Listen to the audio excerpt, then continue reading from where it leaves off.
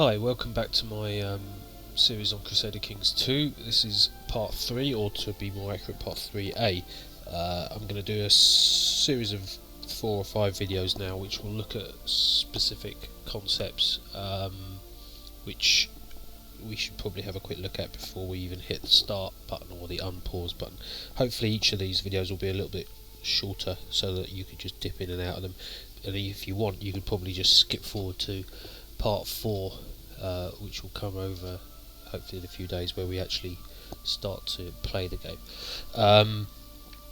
But in this part 3A, I'm going to be looking at county holdings and how that interacts with vassals. So if you remember, in the last video we were choosing a character and we said that you could play as a county or a duchy or a kingdom, and the county would be the lowest level. And that's true. When you want to decide which character to play, the lowest level you can go to is a county, where you are an earl, and that's what we've chosen here with our friend up here. He's an earl of Dublin. However, each county itself is further split down into what are called holdings, and if you click on the county you get this county sheet up, and then what you have is 3 holdings: 1, 2, 3, and what they are: there's a castle, and that's the county capital.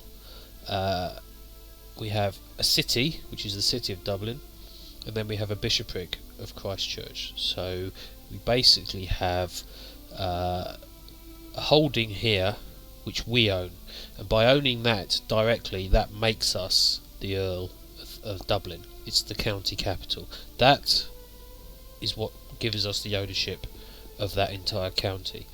However, we have these 2 other holdings in the county, and we don't own them. They're owned by someone else, and that's because we do actually have 2 vassals of our own. We have someone who owns the city of Dublin, and we have someone who owns the bishopric of Christchurch, and we can click on both of those and we'll see who those people are shortly. But it's important to realise, therefore, that although we try to play a single county without anyone above us, we actually have 3 holdings that we control. We control directly the county capital, and therefore the county, and then we control via 2 other people a city and a church. And this relates, therefore, up here, where you'll see these 2. You have this thing called, despite the spelling, domain size, and then you have realm size. The realm, as you remember, we talked about, is basically everything that you hold. And in this case, you have a realm of 3, which seems counterintuitive to start with, and that kind of freaked me out when I first started, because I picked a county, which is 1, and then it immediately told me I had 3. But that's because it counts realm size as holdings, including county holdings. So you control, directly or indirectly, 1, 2, 3. Hence it says 3. The second bit up here, which is related, is domain size. Now, at the moment we own 1. This is 1 of 5, and what that means is you directly own 1. That's that one. However, 2 other people, your vassals, own those 2. And why does that matter? Well, there's a rule in here which says at the moment, and we'll come on to this separately, you can have a maximum of 5 holdings directly. You can't hold over 5. If you do, people will start getting a bit angry with you. And again, why is that needed? Why is that the key? Well, as you start taking over more and more of these counties, you can't just hold them all for yourself, because if you do, you're basically being greedy. You're holding all the land, you're taking all the income, and all your vassals are going to start getting so pissed off with you that they won't play ball. Therefore, it is actually a reality of history that kings, dukes, earls, they did have to give up land to their vassals to keep them happy, and that's what this is doing. At the moment, it's saying the maximum we're going to let you have, the domain size you can have, is 5. You only own 1, so that's okay. But if you were to take the next few counties, you could have another 4 counties. The moment you hit 5, you'll have a problem. It will let you do it. It will just say 6 out of 5, and you'll start getting penalties and riots and everything. So that's what these 2 are trying to do. This one's saying your total realm is 3, and actually if you look below it, it says of that 3, you directly own 1, Earl Muchard, and then but control a total of 3, and then there's the 2 vassals below who own 1 each and control 1 each. So let's look at the vassals themselves. Now we can do that a number of ways, but let's go back to that screen we saw right at the start, and it said family, traits, dynasty, blah blah blah. Let's go on to the next tab, vassals. These are the 2 vassals. We've got the Mayor of Dublin and the Bishop of Christchurch. If you go back, there's Dublin, there's Christchurch. If you look at these flags here, these are the specific flags for those holdings. So if you click on the City of Dublin, you'll see who's your holder, this geezer, the Mayor of Dublin. If you go back to this, there he is, the Mayor of Dublin. If you click on him, there's the flag of the Bishop of Christchurch. If you remember we were there, there's the flag of the Bishop of Christchurch. So what this is kind of linking up is it's basically saying that at the screen we have 2 direct vassals of ourselves. We've got the Mayor and we've got the Bishop, and we own the county seat. So there are your 3 holdings. The county seat plus those 2 gives you your 3 realm, of which we directly hold 1 and we indirectly hold 2. We are their liege, they are our vassals. It basically means that we can take these titles off them.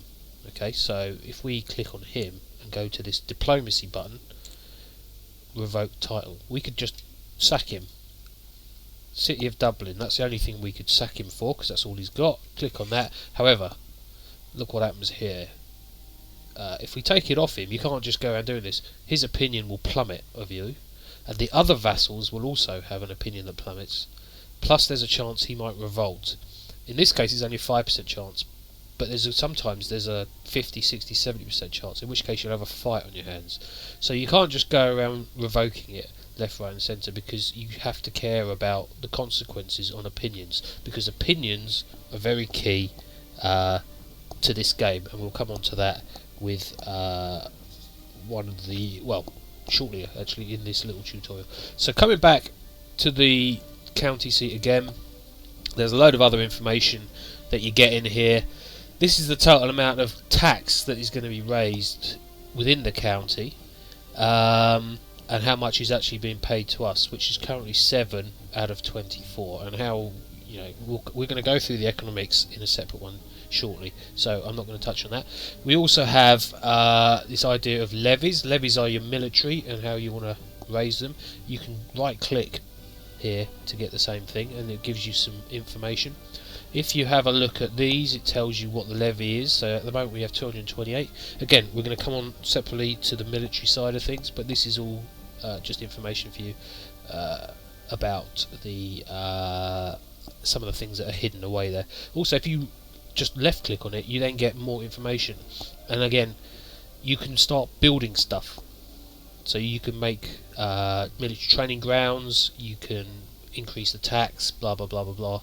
So this is a, you know, it's a strategy game. At the moment we don't have enough Wonga to do any of this, so we can't do it, but that's what that screen is telling you there.